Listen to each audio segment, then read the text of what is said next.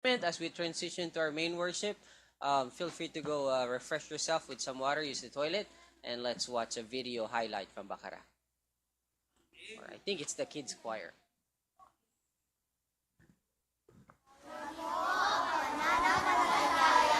HBBC International. Kami po ay naririto lubos na nagpapasalamat. Aming ihahandog mula sa pusong matapat. Para sa pagiging pastor na mahal natin lahat.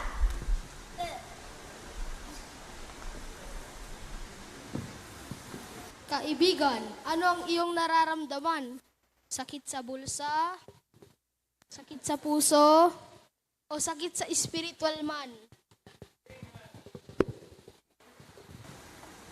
Si Dr. Provi magpakonsulta ka. Ang reseta niya, ang Biblia. Tiyak nagagaling ka. Tahimik! Kayo ay maupo at makinig. Nais ng goray sa kanya nakatitig. Si Pastor Provi ang pinakamagaling na guro. Ang buhay niya ay ehemplo. Ang Biblia ay ang kanyang itinuturo. Tumigil! Into ang alitan. Si Attorney Provi, aayusin niya ang bawat pusong mali ang lakad sa pamamagitan ng Biblia na kanyang gamit sa pamamalakad.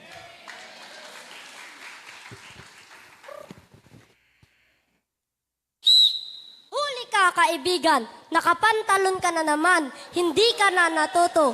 Umuwi ka at ayusin ang suot mo. Si Police Sergeant Provi, matapang kang itatama sa pagkakamali at pagkalimot sa pamamagitan ng Biblia. Kain na, kain na! Kain na! Huwag gutom. Sa Bibliang hawak niya, siguradong lahat aayos ang buhay.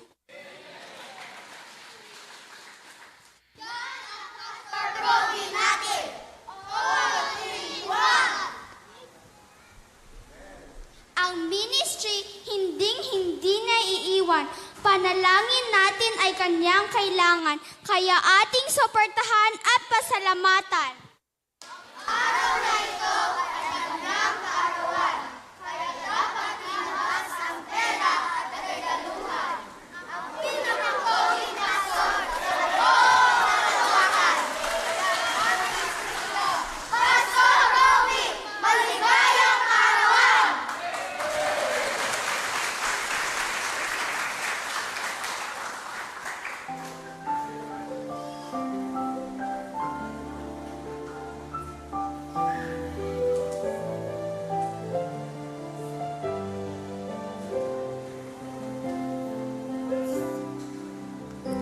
You answered the call and obeyed God's command. He sent you here, we know you're in His hand. Your message from the world touches our very soul. We've seen your faithfulness and we want you to know. Pastor, we love you. We appreciate all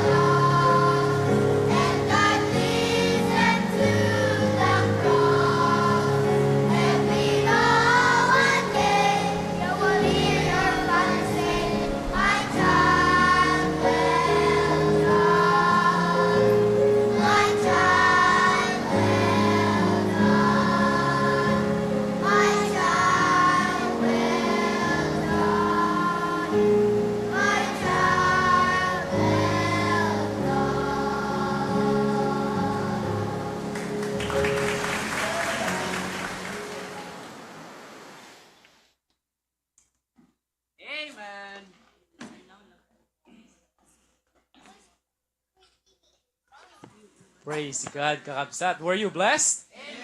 All right, so let us all stand and let us continue to praise God, Kakabsat, through singing our first hymnal this afternoon, He Hideth My Soul.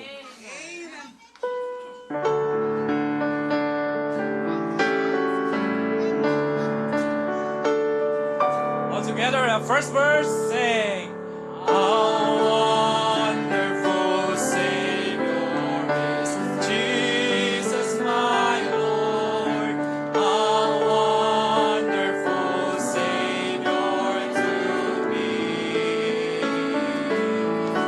He hideth my soul in the cleft of the rock, where rivers of pleasure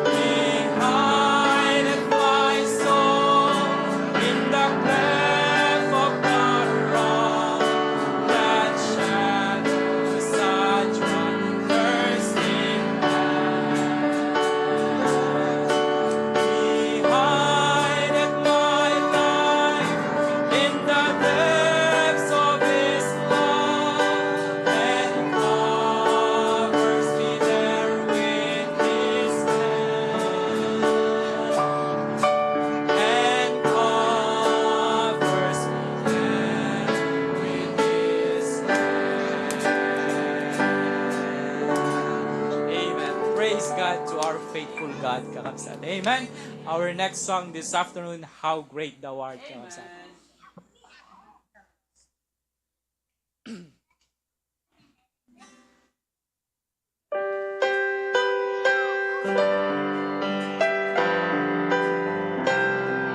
All together, sing.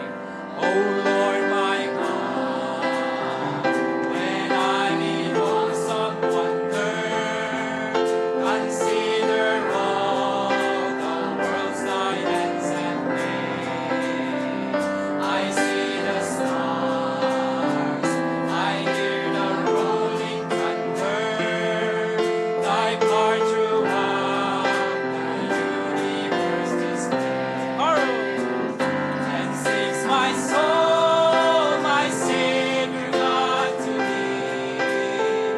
How great thou art, how great thou art. And sings my soul, my Savior God to thee. How great thou art, how great thou art.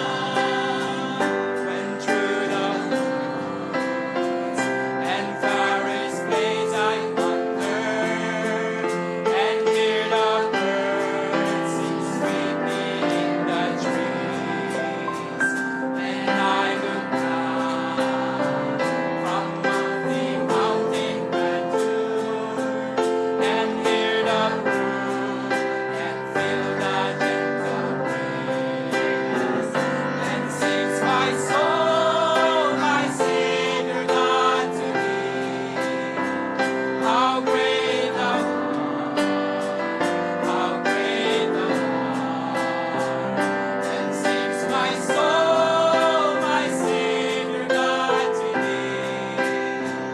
How great thou art, how great thou art. And when I think that God is Son has weary, send him to die, my scars can take it. That on the cross, my burden gladly bearing, he bled and died to take away my sin. And sings my soul, my Savior God to thee. How great thou art, how great thou art. And sings my soul, my Savior God to thee. How great thou art, how great thou art. Last verse,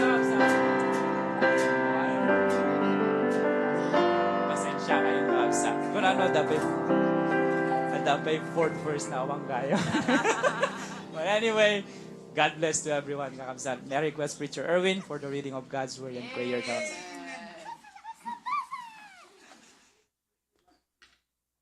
Amen. Blessed to see another Sunday, kakabsat. Amen?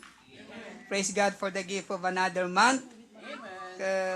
Amoy kakabsat, piyesta sa isang barangay. Ito ang contest, mga kapatid. Pakinggan nyo. Piyesta sa barangay, ito ang contest.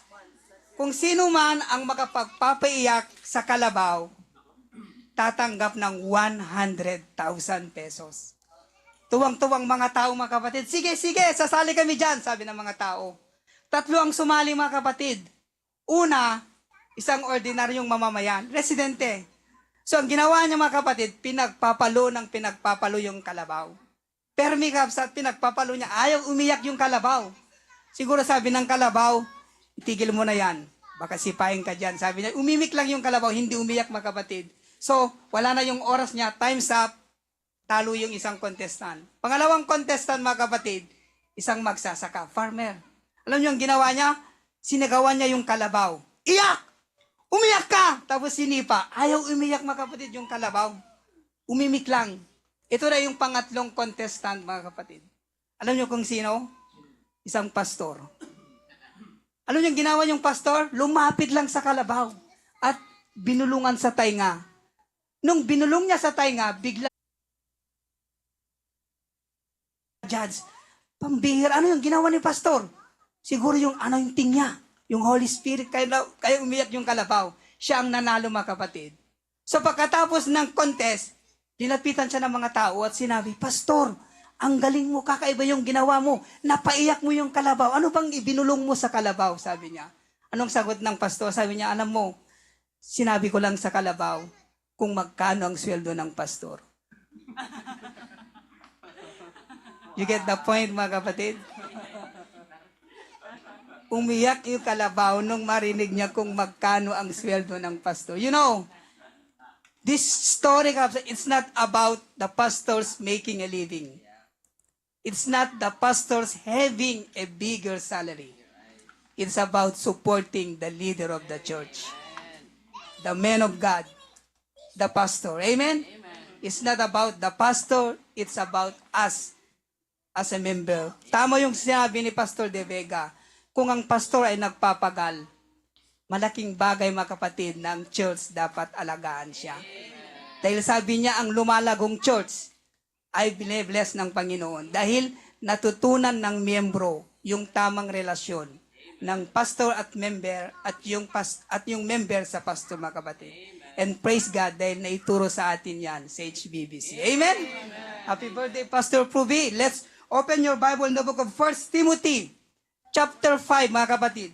2 verse lang, 17 to 18. As we have this Pastor's Appreciation Sunday. 1 Timothy chapter 5, 17 to 18, mga kapatid. Let's all read in English. And then basahag Ilocano na madamdama kabsat. 1 Timothy chapter 5, 17 to 18. Nasarakan yung kabsat? Amen? Let's read all together, kabsat. 1 Timothy chapter 5, 17 to 18. In English, ready, begin. Let the elders that rule well be counted worthy of double honor, especially they who labor in the word and doctrine. For the scripture saith, Thou shalt not muzzle the ox that treadeth out the corn, and the laborer is worthy of his reward. Tadagiti panglakayen amang ituray anaimbag maibilang da kumamay kari ti dakkela dayaw nang nangruna dagiti agbannog iti sauken panursuro. Takuna ti surat di kanto busalan ti baka nga agirik babaen kadagiti saksakan na ken ti mangmangged maikari iti tandan na. Agdumog tayo kabsa, kidim tayo hindi pa nagkararag, let us pray. Bendito nga Diyos, apumi kinamaming niinlangitan, madaydayaw apo itinagan mo. Agyamang kami apo Diyos, kang runaan amin, iti paningisalakan mo kada kami. Iti biyag ngagnanayon ngayon sagot mo apo kada kami. As believers in the Lord Jesus, da kami ket anak mo apo. Miyembro iti Christian Church, nga iswapo ti Hosanna Bible Baptist Church. Kenda kami na apo ket paset iti bagi ni Kristo. Ket kas paset iti bagi ni Kristo, we should earnestly counted, O Lord, in our faith. Masapol nga makidangadang kami apo as ibibilig ka po iti pamati. Masapol apo nga agmatured kami iti pamati. Masapol nga dumakkel kami apo iti parabor. Magna kami apo iti kinapudno ken ti Espiritu. Kinagtulnog kami apo Diyos. Kadigiti nangayabam kada kami apo akas miyembro iti church. And in this verse, impakita maapo kada kami nga na Apostol Pablo, he pointing out nga dagiti papastora po Diyos nga permiti panagbannog da iti saukin panursuro. Ket in point out na kada kami apo nga may bilang da apo nga madaan iti takkel nga pamadayaw. Ket dito apo nga inbilin mo kada kami. You instructed us, Lord, to give them respect, recognition, ken gratitude apo gapu iti panagserbida ken ka. Lord, gusto te ko na ni Pastor De Vega no adama na apo iti tao nga pudno nga mangisakit kada kami, mga ayat kada kami, ken mangyas asidig ken ka kada kami apo awan sa baling wasan nga iti Pastor mi. Ket iti saom kas bilang ganti mi apo Kat dito iti pagayatam apo iti miyembro iti church apo. That we should make sure that the man of God is properly compensated apo. Kadigiti aramid na apo. Nang runa iti church ng patalik mo. Kat thank you Lord, tore da kami apo diti balasi taaw. Amumi ken patchen mo nga ti purpose mo apo napay nga da kami dito. Kat because maybe the vision apo iti aitin mga pastor. Ket babaen ken kwa nagyamang kami apo ti impakitam ti kayat mo nga mapasamak ken marami ti HBBC Ministry and International. Ngaro da po kararag miya sa church Ilinaway para bura na kampay tado nga parabor adu nga kired pigsa salunat nga gubra apo. Thank you for having a good resources. Ket adu kumapay nga resources tapnon ti kasta we will become a blessing to our pastor apo to support our pastor in meeting his need apo because he meet our spiritual need. Thank you Lord. Tented mo apo kada kami ni Pastor Pruby nga mga daolo apo iti bibiyag mi kang ronana diti HBBC. Nagyamang kami apo ket madaydayaw kay iti biyag na. Alaway na po Diyos, bendisyonan ti serbisyo mi nga malum. Bless this time of worship. Forgive us of our sin. Ket dawati mi ti Santo Espiritu ng Yesu ti mangidalan ken mangiturong kada kami. And what a great privilege, blessing o Lord. Nga ti adipen mo apo Bishop Fernando de Vega nga iso apo ti may kasabay ti sasom kada kami. Sa ganam ti puso mi apo Diyos, naglakam manen ti pamendisyon manipo ti sasom. Bless him o Lord, anoint him, and use him mightily apo tapno nadadapay nga may encourage ti kiti pamati mi apo Diyos. Pamti glory ken panakaydayaw, in Jesus name we pray. Amen. Amen. Remain standing kakabsat as we acknowledge our guest pastors this afternoon. Amen. Inote ko na ni Pastor Pruvi, tayo first time na nga mang Sunday school manipo dito kay COVID pandemic. And this afternoon, it's also the first time that we have visiting pastors joining us via Zoom. Amen? So let's acknowledge them in Baccara. If you could show us the video. We have our guest speaker, not only in the Philippines, but for us here in Hawaii right now, we have Pastor Bishop De Vega. Amen. At yung kasama niya si... I have the list in here. I'm so sorry. We also have Pastor Abe de la Cruz, father ni Ma'am Kay. Awan ni Suna Jibaban. Anyway, we also have Preacher Jonathan Cruz, si kaabay ni Pastor De Vega. Welcome po. Welcome to Hosanna Bible Baptist Church, Waipahu. We are so happy. We are so delighted to have you join us. Not only join us, but we are so excited to hear you preach the word this afternoon po, Pastor. Morning there in the Philippines. So as we are still standing, let's sing our beautiful welcome song. Amen. Awit ng pagbati. Let's get ready to go shake hands with one another.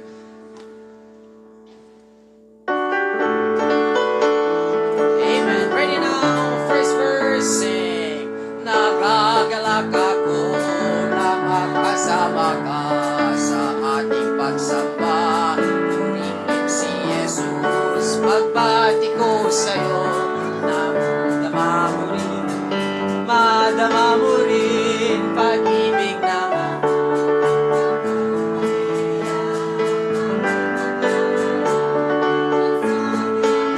amen at magdalanginan, handog ng ating Diyos. Maraming salamat. One more time. Nagagalak ako na makasama ka sa aking pagsamba. Pagbati ko sa'yo na pagpalangin ka at madama mo rin pag-ibig na kama. Huwag kang maiyak, mag-ipagkamayan, magsabi ng amen at magdalaningan. Ating Diyos ay kapayapaan, magsabi ang lahat, maraming salamat. Magsabi ang lahat, maraming salamat. Magsabi ang lahat, maraming salamat. Amen. Praise God. You may be seated. Find your spot. Get comfortable. We need to get ready to listen to the preaching of God's word. Amen? Amen. You know, Amok ado kada tayo tinaka-join the service in Kalman, and we were so blessed. I am personally blessed with the wonderful message that I heard through his messenger, Bishop De Vega, and I'm very excited to hear again what the Lord has in store for us. Amen.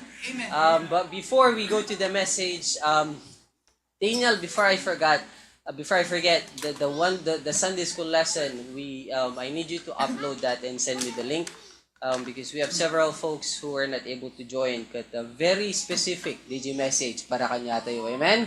You know, we are so fortunate. Pastor Pruvi always emphasizes, you cannot miss every part of our service because every part is very specific to our personal needs. It's custom made just for each and every one of us. And you need to realize that if you miss one, that means you're missing a big part to prepare you for the week. So kanya yung kaabsat nga hanga naka-join, hanga nakadingog that a Sunday school message that I know some folks, I don't see them on Zoom just yet. Praise God for technology because we can save the message and send them to you. But my emphasis here is make sure you listen to it, because this message is made just for us. Amen? Amen. So at this moment, let's watch the video presentation from Bacara, the choral, and then Bishop De Vega will be taking over. Amen? Amen. Amen. Go ahead then.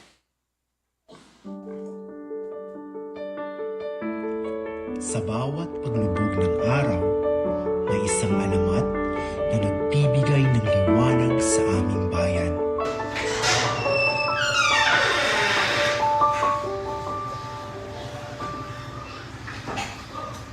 Ang pastor, ang tanglaw sa dilim, ang gabay sa aming mga landas.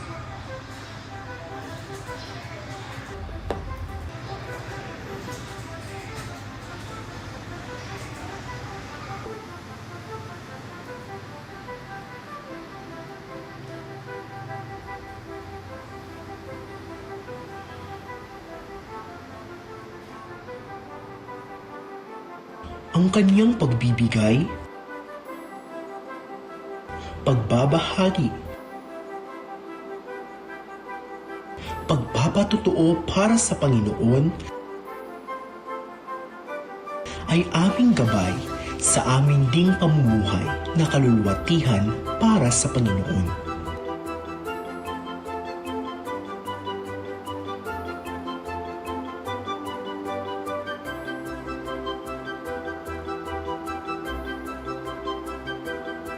Ang bawat salita, isang himig ng pag-asa.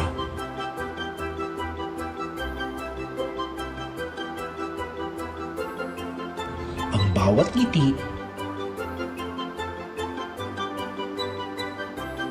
isang pintig ng kalinga.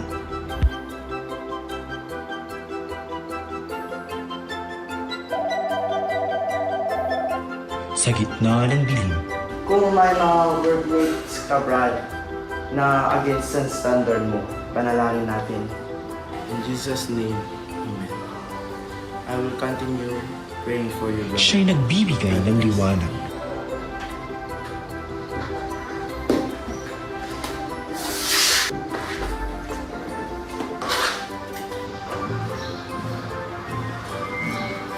Sa gitna ng pangamba, siya'y nagbibigay ng lakas. Hello, Brad and sis. Kamusta ate anak yo? Nakaruwarte hospitalen? Let's pray for God's provision, sis Ken Brad. Kat ikidalan kay nga ti kararag. In Jesus' name, Amen. Amen, Brad Ken sis. We will continue praying for you, the both of you.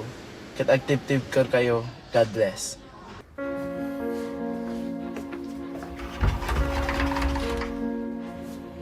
Sa gitna ng kawalan, siya'y nagbibigay ng pag-asa. Hello? Oh, kamusta di pinagbasa? Nag-graduate ka? Amen. Malakit, Brad. No one to pwede pabubraam. May kanto pinagbasa ito online Bible School. Tap no manayunan pa'y, Brad. Tinalish mo ti sasaw ti Apo. Kararag tangarod. God bless you, Brad. Baka mo anak to na grade 1 ka. Sa gitna ng lungkot, siya'y nagbibigay ng ligaya. Oh, kamusta ita abroad ka, Kabsat? Napangkay mo na nag-soul winning? Nag-disciple kayon? Amen! Kita daman, Kabsat, ti personal matters or kastayo. Hakay madanagan, Kabsat, nag-chat kanyak or mangtawag kanyak. In Jesus' name, Amen. Kabsat, God bless. Hanyo liplipatan na join the service to na Rabi. At sa bawat araw na nagdaan,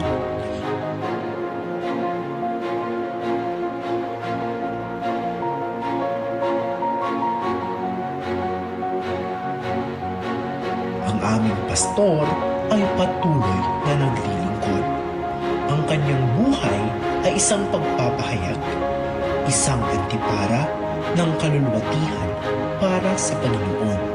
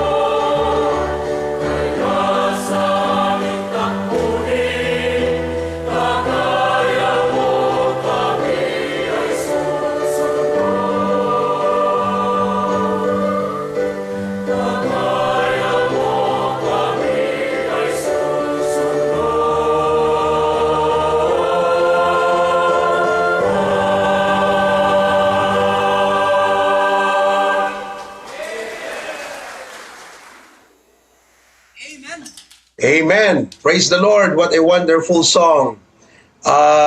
Thank you for your greetings, kakabsat, nakadanon didikan man. It was played during the service. Maraming salamat sa inyong birthday greetings at sa inyong mga gifts. But most importantly, I am more delighted to see you all staying faithful and fruitful as a result of our prayers and our preaching ministry. That in itself is already very rewarding. Let's continue to partner together and reach more soul for Christ. Amen? Are you glad we have a guest speaker today? Amen. Okay? So, ang ating guest speaker, mga kapatid, is a church planter. Kaya magkabalahibo po tayo, lalong-lalo na sa ating mahal na patriarch. For over 34 years of pastoral experience, he established many churches and missions, both locally and abroad, through God's manifold grace, being the bishop of the Maranatha International Baptist and Fellowshipping Churches. Alam nyo, hindi niya first time mag-preach online because like us, in fact, mas malawak pa yung ipinagkatiwala ng Panginoon na ministeryo sa kanya, not only here, but even abroad. Now, God called him to be an evangelist. And he has a wonderful church and people who acknowledges that calling. As an evangelist, he has been gifted by God, enabled by God to go and be a help, a mentor, and a blessing to many pastors and churches in the Philippines. Siya po yung parang may magic, but we do not believe in magic. We believe in God's hand. Na parang lahat ng mga pastor that God allows him to touch through mentoring, talagang nakakaranas ng tremendous na pagpapala ng Panginoon. He is also the overseer and senior pastor of Living Water, Baptist Churches and Missions, and Victory Fundamental Baptist Church and Missions. He is a faithful husband to his wife, Ma'am Marisa, and a good father to his only daughter, Sister Sofia.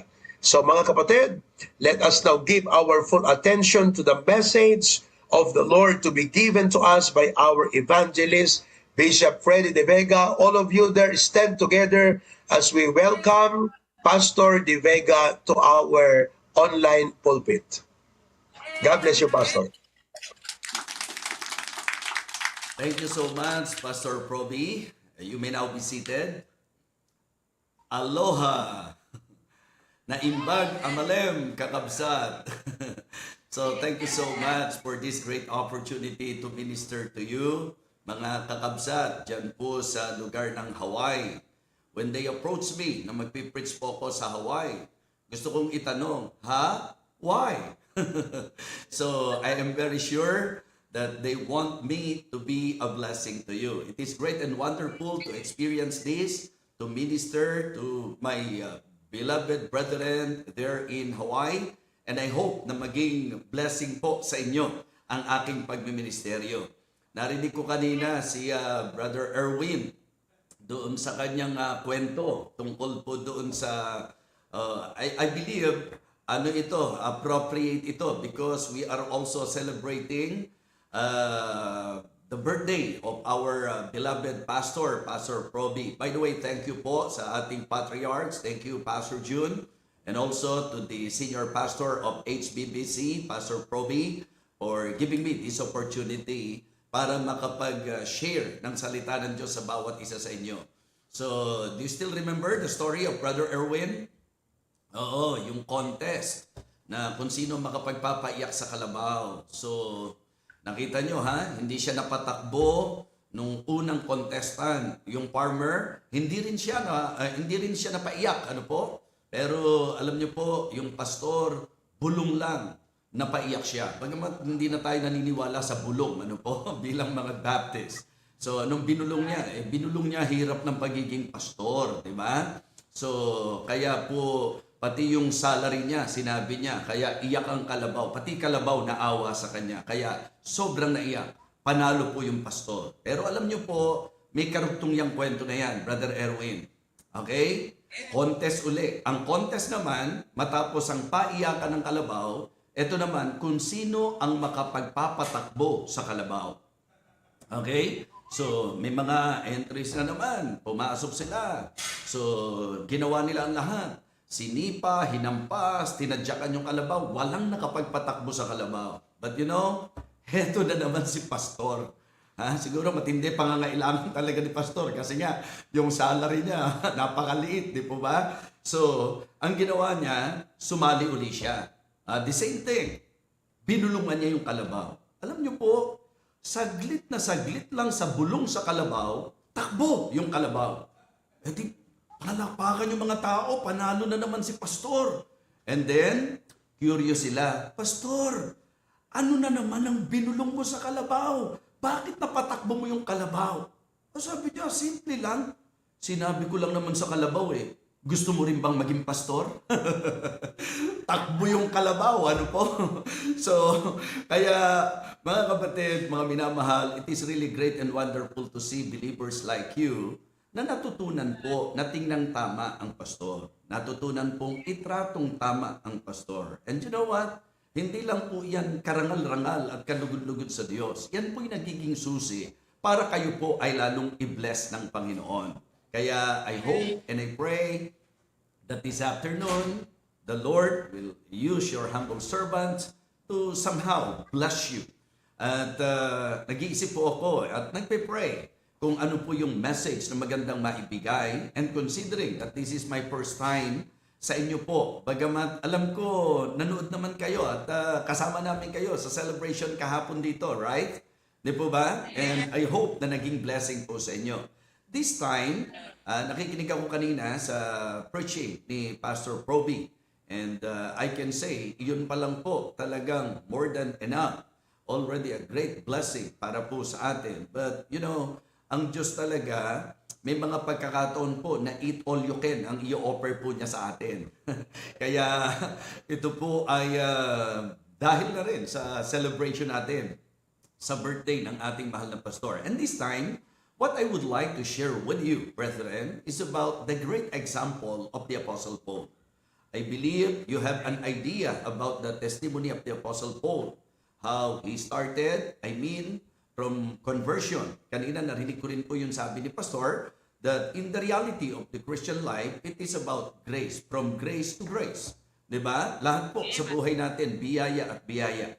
And I can say that in the life of the Apostle Paul, that is very true. That is very obvious. From his conversion, and then talagang kung paano po siyang naging fruitful and effective man of God. And you know what? Bilang lingkod ng Diyos, ang kanyang concern ay ang patuloy na makapagbigay ng tinatawag nating encouragement sa mga tao. And this afternoon, that is my concern. I want to encourage every one of you like what the Apostle Paul did. And what I would like to share is found in Acts chapter 20. If you have your Bibles with you, please turn your Bible in Acts chapter 20 at magsisimula po ako ng pagbasa sa verse number 17. And from Miletus he sent to Ephesus and called for the elders of the church. And when they were come to him, he said unto them, You know from the first day that I came into Asia, after what manner I have been with you at all seasons, serving the Lord with all humility of mind and with many tears and temptations which befell me by the lying in wait of the Jews, and how I kept back nothing that was profitable unto you, but have shewed you and have taught you publicly and from house to house, testifying both to the Jews and also to the Greeks, repentance toward God and faith toward our Lord Jesus Christ. Verse 22, And now, behold, I go bound in the Spirit unto Jerusalem, not knowing the things that shall befall me there, save that the Holy Ghost witnesseth in every city, saying, that bonds and afflictions abide me, but none of these things move me.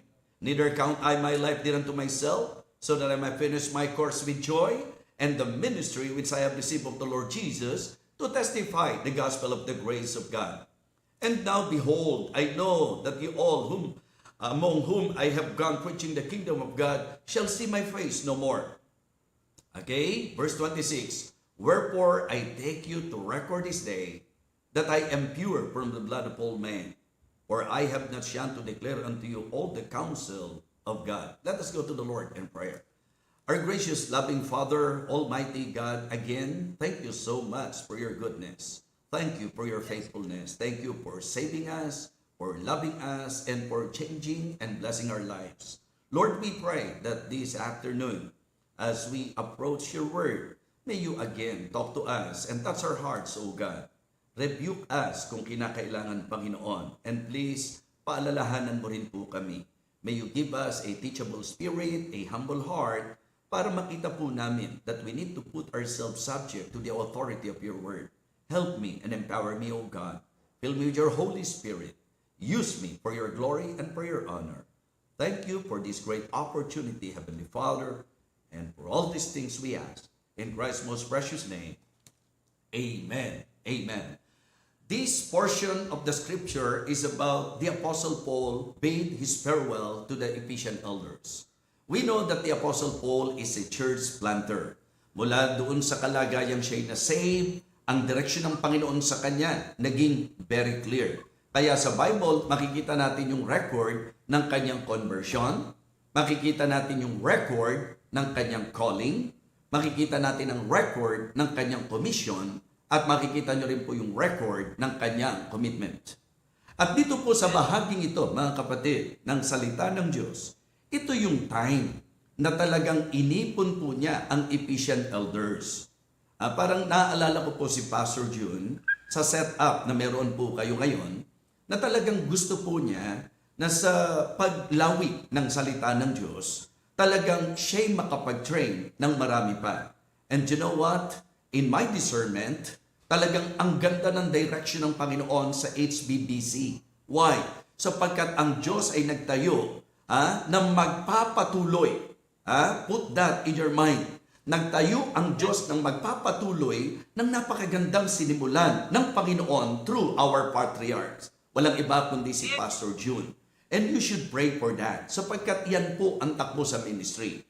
And aking nakikita po that one day, nandun po si Pastor Proby na siya po'y gagamitin ng Panginoon, hindi lang sa mga churches, kundi sa mga magsusuko ng buhay sa Panginoon, yung pong magiging mga outreaches po ng HBBC, yung mga tatawagin ng Panginoon at i-equip sa ministry.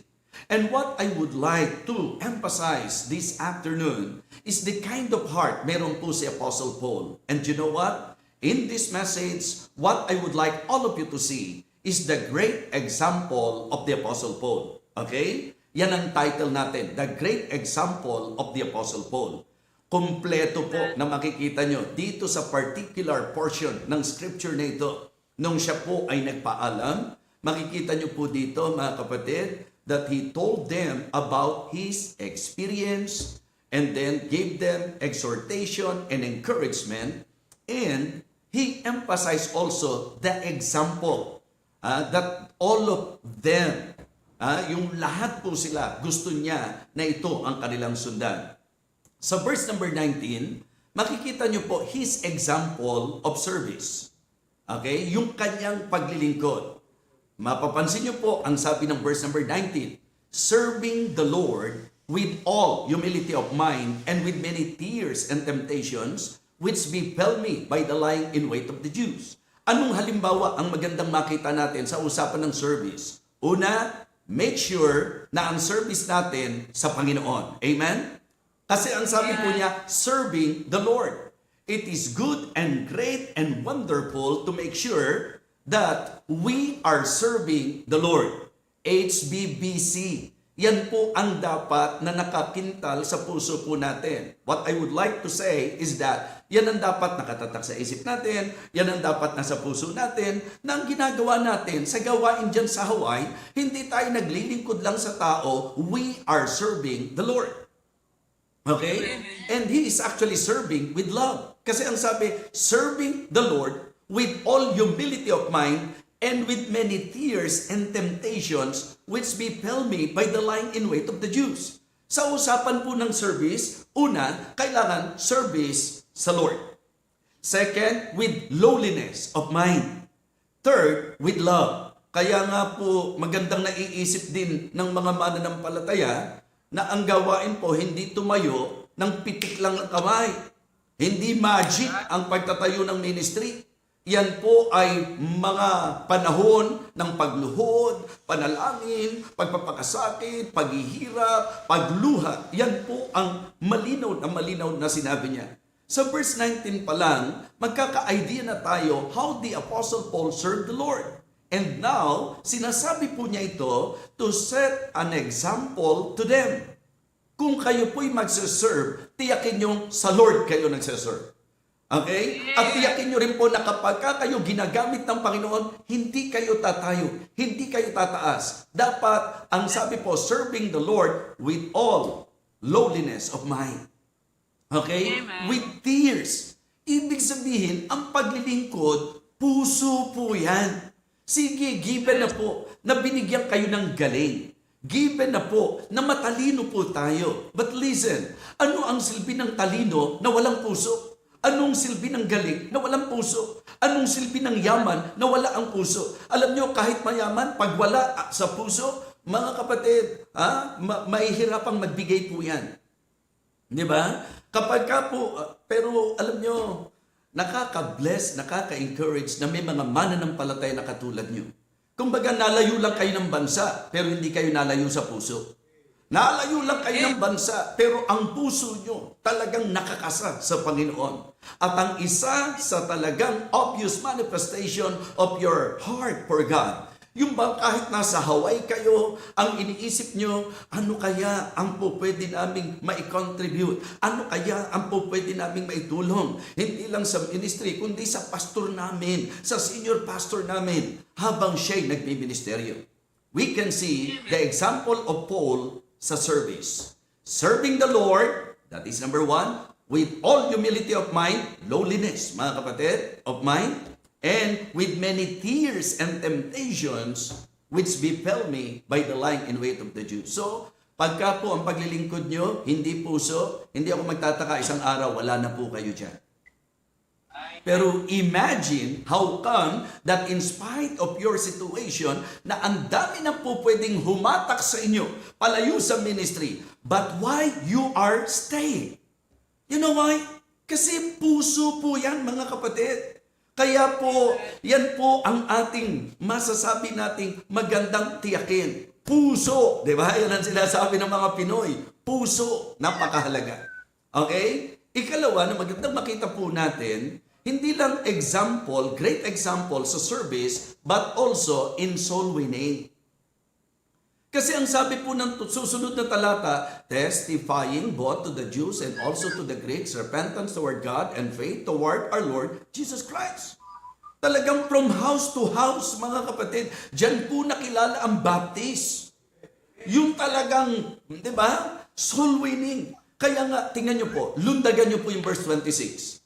Sa Bible po ninyo, anong sabi niyan? Wherefore I take you to record this day, that I am pure from the blood of all men. The principle is clear because even in the Old Testament, if you can still recall and remember, na talagang pagkaraw po yung taong masama, hindi mo binigyan ng babala sa kanyang masamang lakad, ang taong ito ay mamamatay at ang kanyang dugo ay sisiya sa atin sa iyong kamay. Now, the Apostle Paul, in his statement, pansinin niyo po yung statement niya, sabi niya, wherefore I take you to record this day, that I am pure from the blood of all men. Tayo po, kapag ikinonsider po natin, kaya po ba nating sabihin yan? For me, this is a very challenging statement. Because not all Christians can say that. Diba? Challenging statement. At hindi lang po yan, mga kapatid. Ito po ay masasabi po natin na talagang convincing statement. Diba? Convincing statement. Kasi pag tinignan niyo po yung buhay ni Apostol Pablo, ay wala ho siyang pinakakawalan. Kahit matataas na opisyales yan, kahit na bilangguan yan, kahit na po sino na makaharap niya. Remember, nakaharap niya si Sergius Paulus. Remember, na yung Philippian jailer. Wala po lahat, mga kapatid. The reason why the Apostle Paul said, I am pure from the blood of all men, because talagang siya po ang tibok ng kanyang puso ay ang pag-aakay ng kaluluwa. Huwag niyo pong gagamiting rason, yung mga, kanina parang narinig ko yan, barrier, di ba? Hindi po barrier yung place. Dito po sa lugar namin, hindi ka pwedeng mag-soul winning. Hindi po.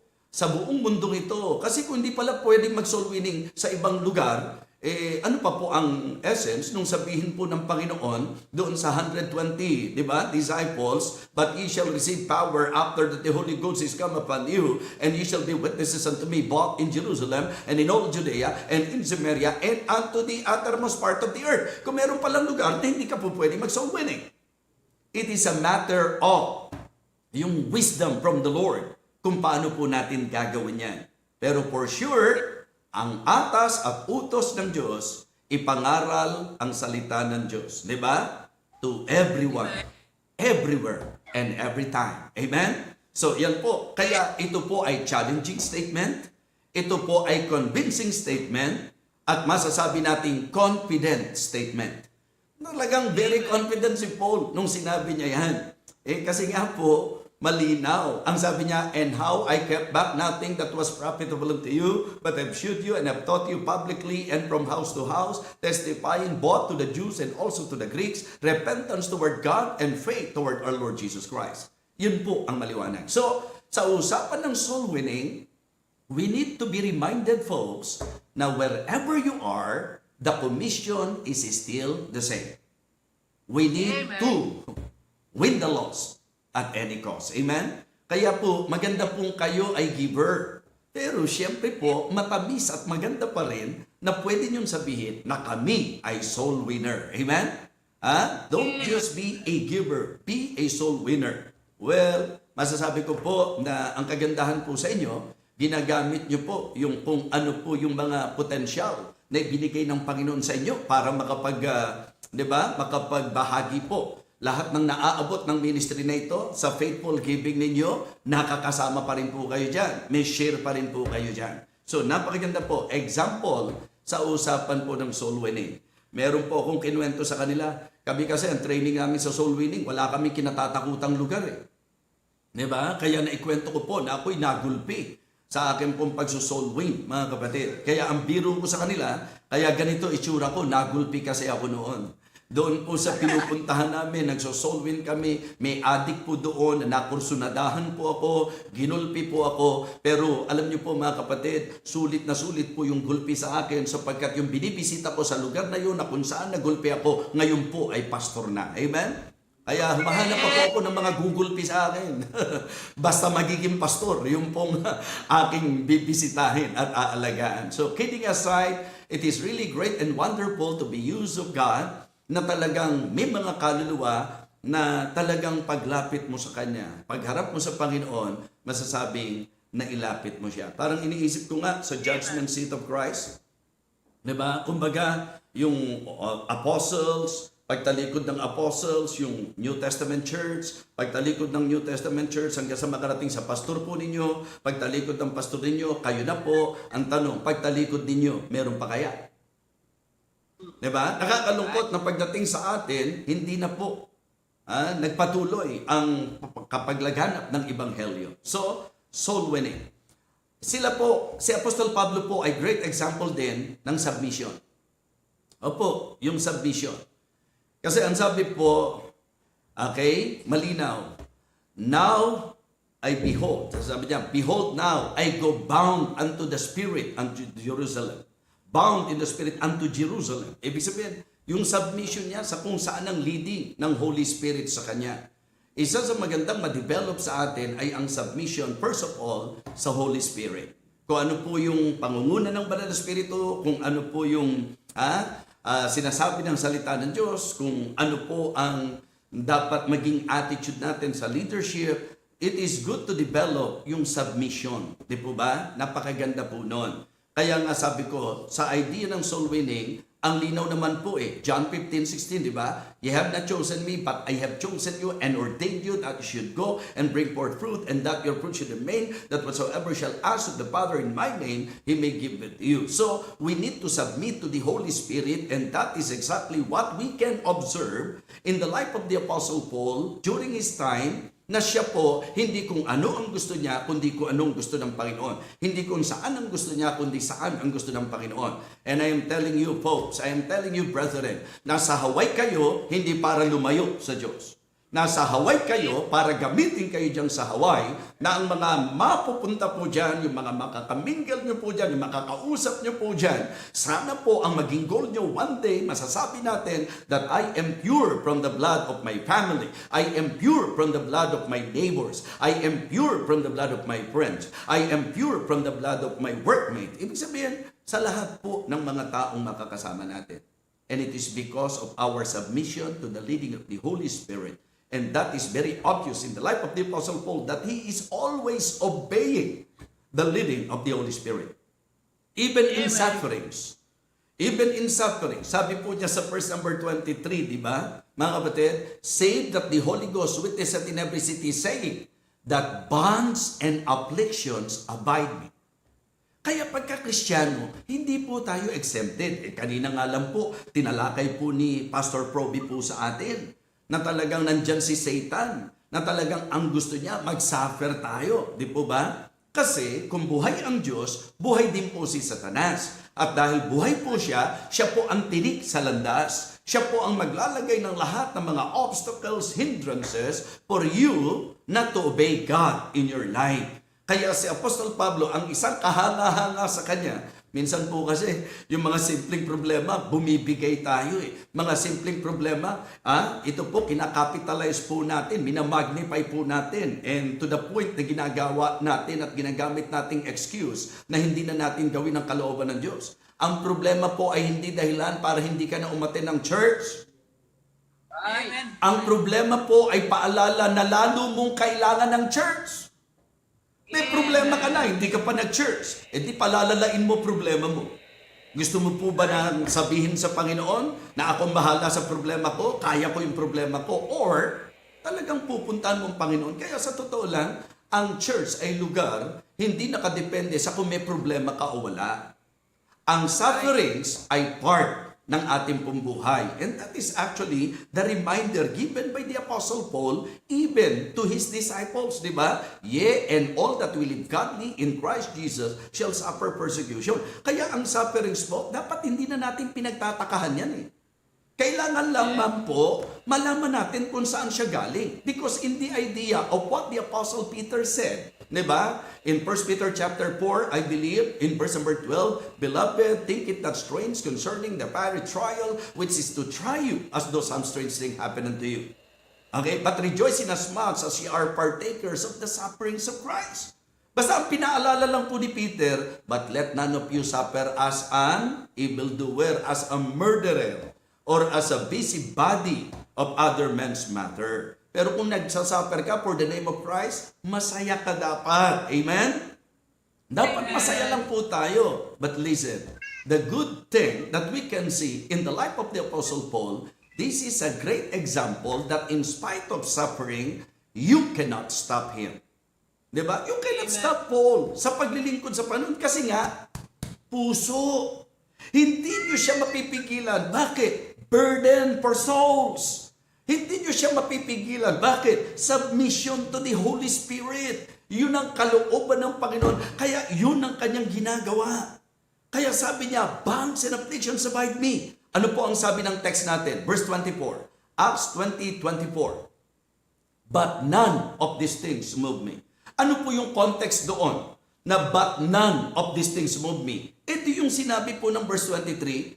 Natuto na po tayo ng malalim na theology. Bago verse number 7, verse 6 muna. Kanina, tinuruan po tayo ni Pastor Proby na bago verses 2 and 3, verse 1 muna. Ngayon naman, gusto ko ituro sa inyo, bago 24, 23 muna. Ito po yung napakalalim na pagkaunawa sa salita ng Diyos. Hindi po ba? Doon po sa sinabi niya sa 24, but none of these things move me, the context is about bonds and afflictions. Because to many, pagka mayroong problema, parang dahilan na para hindi magpatuloy. Para bang pagka mahirap ang buhay, pwede ka nang hindi magbigay. Mga kapatid, ang pagbibigay hindi sa yaman at hirap. Ang pagbibigay po ay sa pusong laan at handang sumunod. If you want to obey God in your life, wala kang magiging excuse para hindi mo gawin kung ano ang kalooban ng Panginoon. At yung sufferings, hindi po yan dahilan para tumigil. In fact, in my life, dahil nga puso ang buhay sa ministry, the more na may sufferings, the more na tinitingnan ko that I can prove to God that I really love Him. Iba yung weight eh. Iba yung weight, mga kapatid, na kapag ka ginawa mo in spite of, di ba? Hardships, difficulties, iba yung tamis po nun, mga kapatid. Kaya nga, nung nililigawan ko si Maris, opo, pinag-pray ko po yan. Pero pati nanay niya, tinulaan ko pa nga po ang nanay niya. Ang mutyang ito'y sakdal dilag na kay ganda, na kung tawagin ng marami ang magandang si Marisa. Si Marisa isang mutyang mayamang sa katangian at ang kiniyang ganda'y pambihirang karilagan.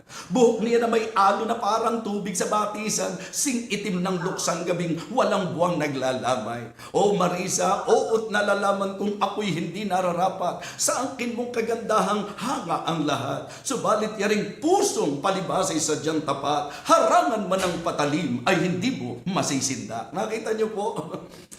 Ipinaramdam ko kay Marisa na kahit anong hirap, hindi po pwedeng harangan ang pag-ibig ko sa kanya. Kung iyan po ay pinatunayan ko kay Marisa, lalong gusto kong patunayan yan sa Diyos na kahit anong iharang sa akin, hindi ko papayagan na meron pong makapigil sa akin. Amen? Just try to imagine kung ang example na ito ni Apostol Pablo ay gagayahin po ng mga mananampalataya, tutularan ng mananampalataya. Naalala niyo pa po ba yung message ko? Imitate the imitators. Amen? Of course, specifically, imitators of Christ.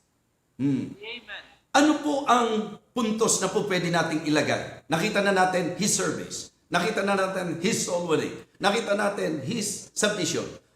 His sufferings. Ayun po yung mga talata. Sa 19, service. 20, 21, kasama po yung 26, soul winning. 22, submission. 23, sufferings. 24, but none of these things will be stability. Okay? And then, ang sabi po ng kasunod, but none of these things will be stability po yan. Dapat maging stable tayo. Therefore, my beloved brethren, be steadfast and unmovable, always abounding in the work of the Lord. For as much as you know that your labor is not in vain in the Lord. So, mga kapatid, stability. But none of these things will be. Anong kasunod? Neither count I my life dear unto myself. Anong tatawag natin dyan? Selflessness. Minsan na nakakapigil sa atin, sarili, nasaktan ako, mahihirapan ako, di ba? Pinaghirapan ko to, pera ko to. Naku, pagka po ganyan ang buhay natin, maniwala po kayo. Lulungkot ang ating buhay. Ang saya-saya ng buhay, na ang buhay mo na isuko mo na sa Diyos. Amen? So, mahirapan si Satanas eh. Mahirapan si Satanas kay Apostol Pablo. Bakit? Kahit sarili, dininay. Kahit sarili po, hindi na niya inintindi, mga kapatid. Minsan po, ang mga Kristiyano, ang galing mag-memory verse. Pero ang tanong, kamusta po ang impact ng verse? Yung memory verse sa buhay natin. Naalala niyo po yung sinabi niya sa mga taga-Galatia, Galatians chapter 2, verse 20, I am crucified with Christ. Nevertheless, I live. Yet not I, but Christ liveth in me. And the life that I live in the flesh, I live by the faith of the Son of God, who loved me and gave Himself for me. So just try to consider that. Diba? That level of spirituality, napatay ka na sa sarili mo. Ano pa magagawa ni Satanas sa isang Kristiyanong natutunan ng tanggihan ng kanyang sarili? Kaya hindi ka dapat selfish. Hindi ka dapat self-centered. And then, we can see in the life of the Apostle Paul na yan po ang dahilan, ang susi kung bakit naging effective siya. Why? Because of his stability. But none of these things will be. Because of his selflessness. Neither count I my life dear unto myself. And because of his striving. Example din siya sa striving. Diba? So that I might finish my course with joy and the ministry which I have received of the Lord Jesus. And what is that ministry? To testify the gospel of the grace of God. Amen. Bawat isa sa atin binibigyan ng pagkakataon na mag-minister. Richard Glenn, tuloy sa ministry na pinagkatiwala ng Panginoon sa iyo. Brother Erwin at yung ilan pa sa mga kapatiran natin. At kung kayo binibigyan ng pagkakataon para magministeryo, huwag kayong papayag na kayo ay mapigilan ng anumang hadlang na ilalagay ni Satanas. Be stable, be selfless, and be striving. If you really believe na ang Diyos ang nagligtas sa inyo at ang Diyos ang naglagay ng takbuhin sa inyo, sana anuman ang mangyari, takbuhin natin ng may pagtitiis ang takbuhin inilagay sa harap natin. Amen? Kasi kung tatakbuhin lang, dapat hindi na nilagay yung pagtitiis. Diba? And let us run with patience the race that is set before us. Bakit to well emphasize? Run with patience. Kasi nga po, along the way, as you run, si Satanas pwede maglagay ng lahat ng mga hadlang. Nakakalungkot makakita ng mga kabataan na gamit ng Panginoon, naglagay lang si Satanas ng unbeliever na maganda, nakalimutan na po yung kanyang takbuhin. Distracted na po. Kaya minsan, maganda rin yung mga illustrations. May mga young people kasi, Pastor, kasi ang pogi po niya wala naman po akong makita sa church na pogi. Napakalupit naman, walang pogi sa church. Nasa tumitingin yan. Kaya sabi ng pastor, bakit? Kung papipiliin ka ba, ano ang gusto mo? Yung pogi na unsaved? O yung believer, pero ano lang, yung hindi ko masabi. Yung bang, hindi pogi. Kaya, okay? Sino pipiliin mo? Yung pagit siya, pero believer siya. Dedicated siya sa Panginoon. O yung pogi, pero unsaved siya. Sabi niya, Pastor, yung poging unsaved po ang pipiliin. Ha? Bakit yung poging unsaved? Unsaved nga yun eh. Pastor, ang unsaved po, anytime pwedeng masave. Pero yung believer na pangit, sa glorification pa po, gaganda yun.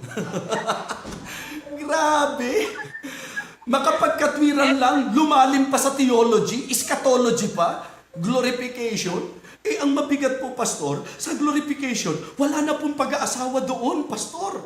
Ay, nako, makapagkatwiran lang. Tandaan niyo po, walang dapat makapigil. Mga kapatid, alam niyo po kung bakit nahulog ang puso ko? Nainlove ako kila Pastor Proby, kila Pastor Jun eh. Bakit? Kasi ang nakikita ko sa kanila yung determination. Yung determination, ministry talaga mga kapatid, ministry talaga. Diba? Yung pang naglilingkod sa Panginoon. Nung pong time na nagpasimula si Pastor Jun, naku, kahit hindi po kami magkaedad, naniniwala po ako sa 34 years ng buhay ko sa ministry, how the ministry started, napakabigat po for sure na mga dinaanan niya. And you should praise the Lord na meron kayong patriarka na hindi napigil ng kahit anong kahirapan. Di ba? Nag-strive, mga kapatid. At alam niyo, sa kanyang striving, binigyan siya ng Panginoon ng anak na magpapatuloy ng kanyang sinimulan. Talagang mukhang walang makapipigil sa mag-amang ito para doon sa ministeryo na inilagay ng Panginoon sa kanila. Yan po ang example na ipinakita ni Apostol Pablo. Members, makinig kayo sa akin. Kung sasakay kayo, masarap sumakay doon sa meron tiyak na direksyon. Okay? Amen. Kung mag-i-invest kayo, masarap mag-invest doon sa walang kalugi-lugi at walang katalo-talo. And I am telling you this afternoon, walang katalo-talo kahit lahat ng kayamanan nyo. I-google nyo po sa ministeryo dito. Sa nakita kong vision, determination, at yung kanilang striving for the ministry, walang kalugi-lugi mga kapatid. Sa totoo lang, kahit ibigay mo ng ibigay sa Diyos ang lahat ng ibibigay mo, you cannot outgive God. Amen? And the more na nagiging good stewards ka, lalo kang pagtitiwalaan ng Panginoon. Kaya nga, napakaganda po. Ang sabi niya, but none of these things move me. Remember? Stability. Neither count I my life dear unto myself. Selflessness. Okay? So that I might finish my course with joy and the ministry which I have received of the Lord Jesus to testify the gospel of the grace of God. Actually, pwede ko pong buuin. Ito pong hanggang dulo po nito. Pero yung ating pong po pwedeng isunod dyan, yung great example of the Apostle Paul. Kasi nga po, yung pong Ephesian elders ang kausap niya sa shepherding. Makikita niyo po yan sa verse 28. At doon sa verses 34 hanggang 35, in sharing. In sharing.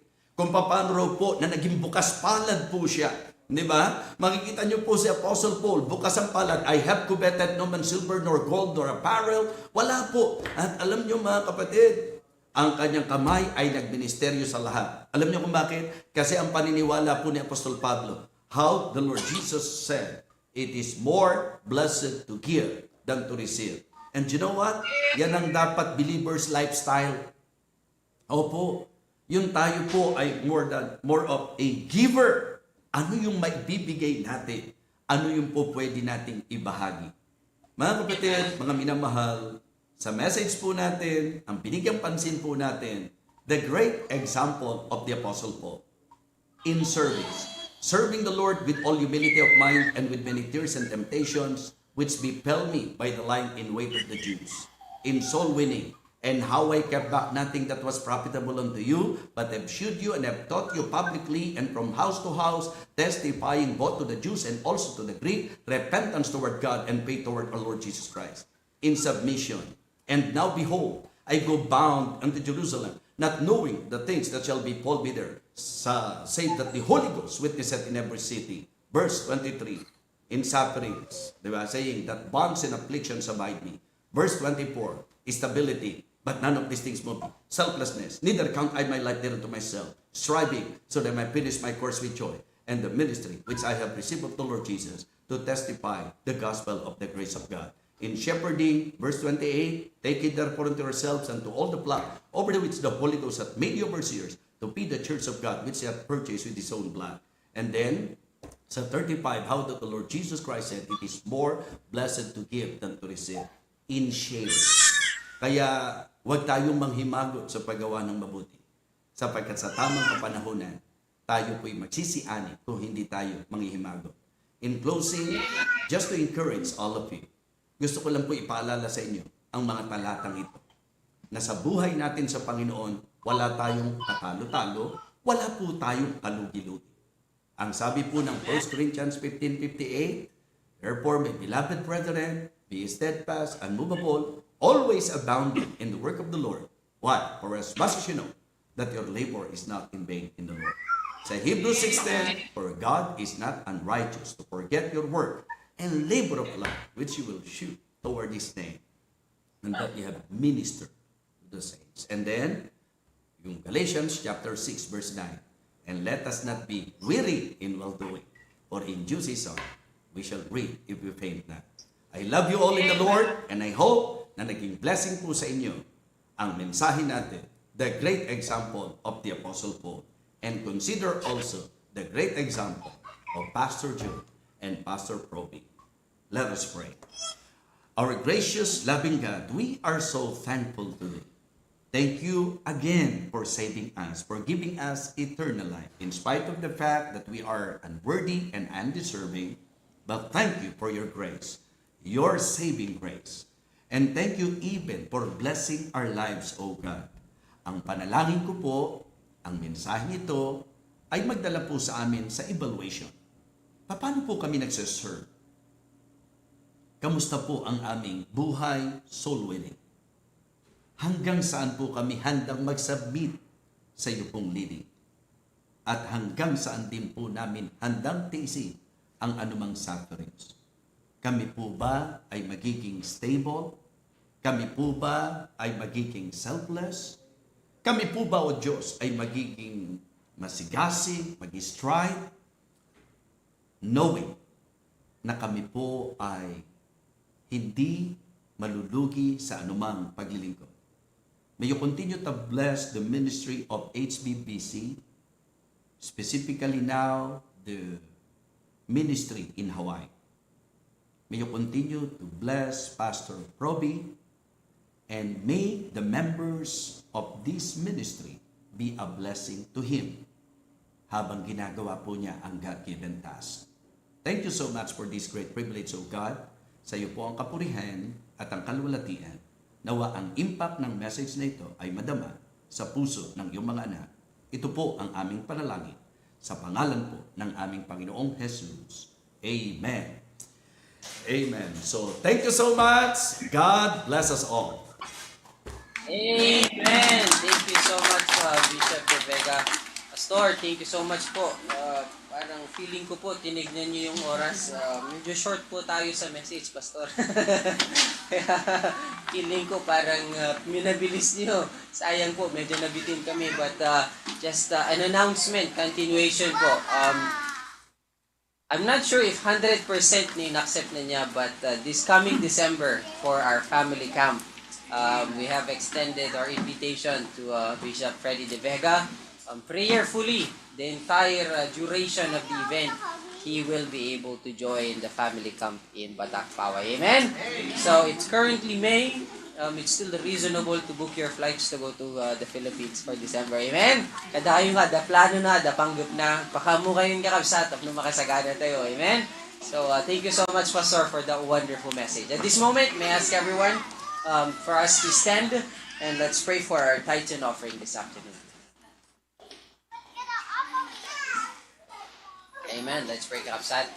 Heavenly Father, thank you so much, Lord, for this first Sunday of this month of May. Not only are we celebrating, Lord, Pastor Sunday, Lord, we praise you and thank you for magnificent example that you have given us, not just in the message of the example of the Apostle Paul, but also, Lord, the example of our dear Pastor, Pastor Puvi. Thank you so much of the example also of our Patriarch, Lord, for his example of obedience. And as we can see clearly, the result of that obedience is the many things that you have entrusted in the ministry. Lord, thank you for today you have allowed us to listen to the ministering of your great servant, Bishop Freddy De Vega. Thank you so much, Lord, this past few days for the wonderful messages that you have allowed him to share to us.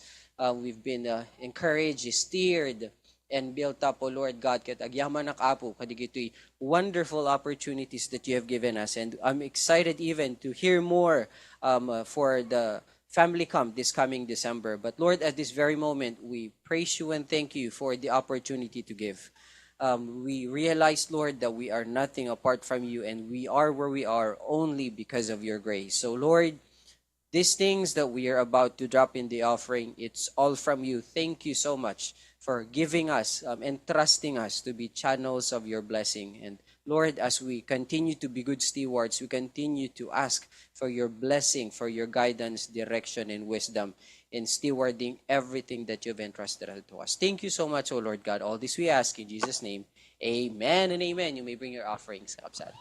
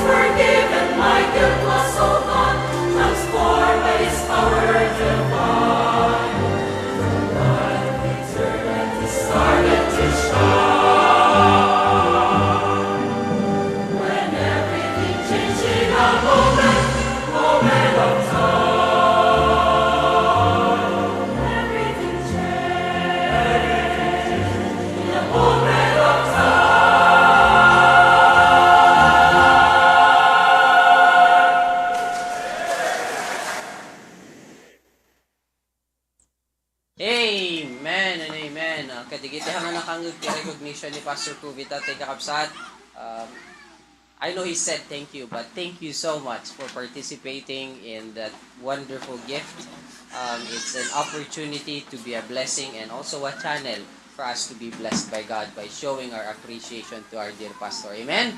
Kat noon kay pinaka-share kakabsat, amo ka, do ka datayo nag-commit. Yung sigurado mo ting ilipas tayo yung commit tayo kakabsat. Amen? Let's stand and sing one more hymn before we ask Pastor Pruvi to dismiss us in prayer this afternoon. Let's sing that song, I Have Been Blessed.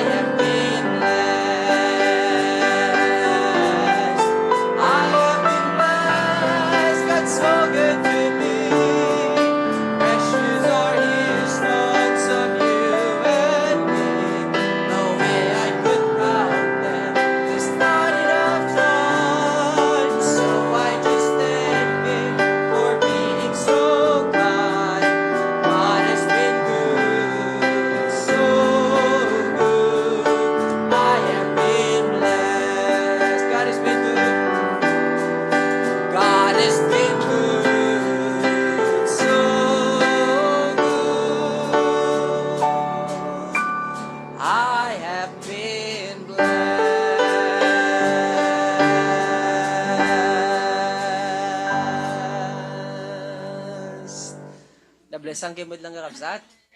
Amen. Then send a message to our dear pastors. Amen. Pastor Pruvi, please close us in prayer. Amen. Are you blessed? Ha? Walang sound. Adan, Pastor, mangigmit. Yeah? Were you blessed? Amen? Amen. Very good. Confirm, kakabsat, Bishop Freddy De Vega will be our speaker this coming December's family camp.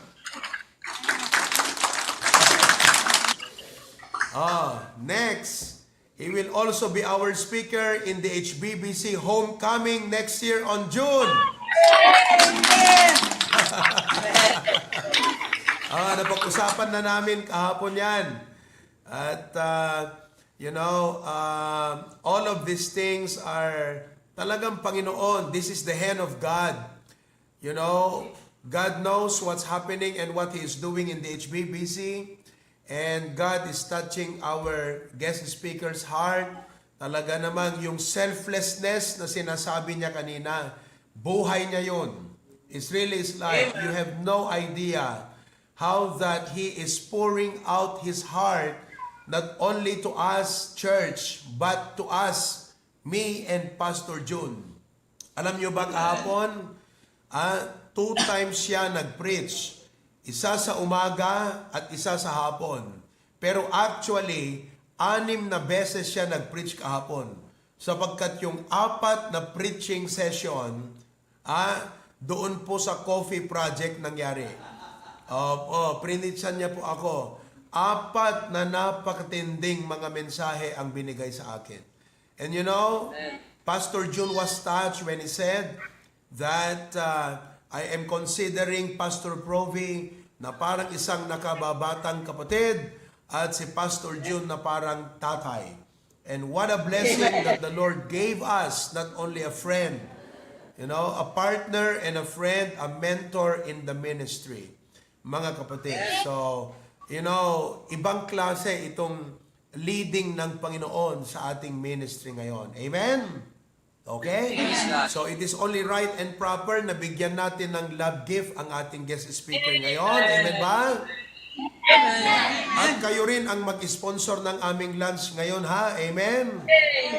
Okay, kakain kami doon sa Fort Ilocandia. Amen ba? Amen. Okay, sige. Let's pray.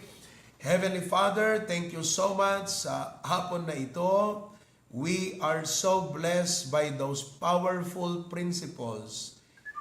Those principles, Lord, will make a significant difference in our life. Just as the Apostle Paul was an example, meaning he exemplified, he shown what those principles meant. Help us to also be able to show to others what those principles mean and how those principles can change and bless our lives. Kaya Panginoon, tulungan mo pong bautisan. Nakasulat na sa notebook po yon. I pray that we'll continue to review that and we'll make that as a mirror kung saan doon namin ihambing ang aming sarili.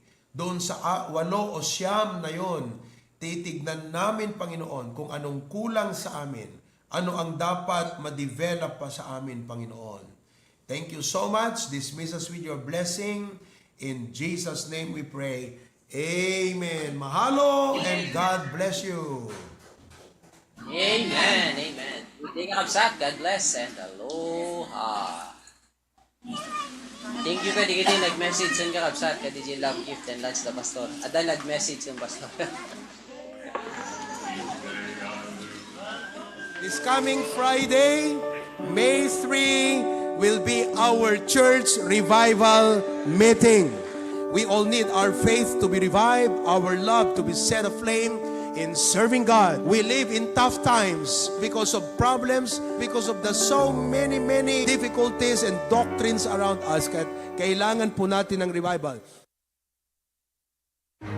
Our guest speaker is a national revivalist to all Baptist churches, Bishop Freddy De Vega.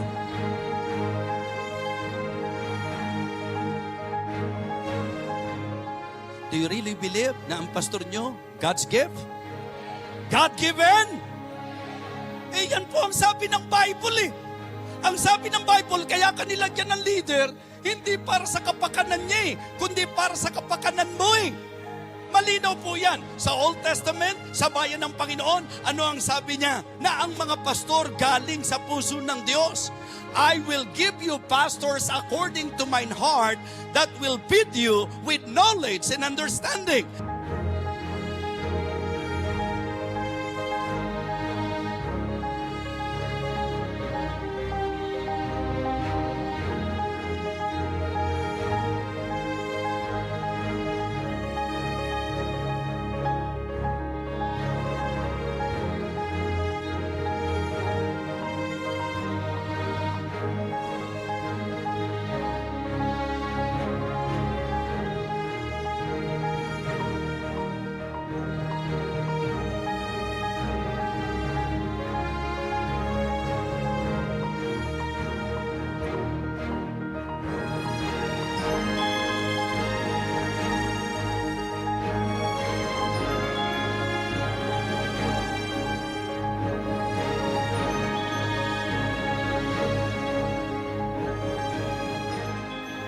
Kapatid, ang gawain po tulong-tulong.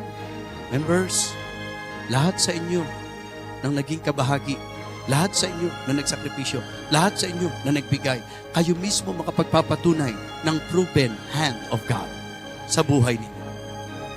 Nagkulang ba ang Diyos? Hindi. Sabi ko nga sa inyo, the more na nagbibigay ka, the more na nagpapala ang Diyos. Kaya nawa, mga kapatid, itong message na ito ay mapaon sa puso at isip natin. Let us rebuild the broken wall. Let us rebuild the broken wall, mga kapatid.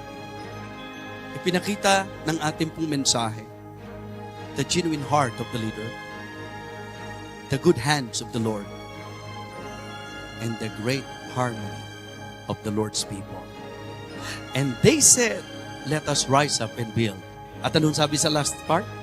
So they strengthen their hands for this good work.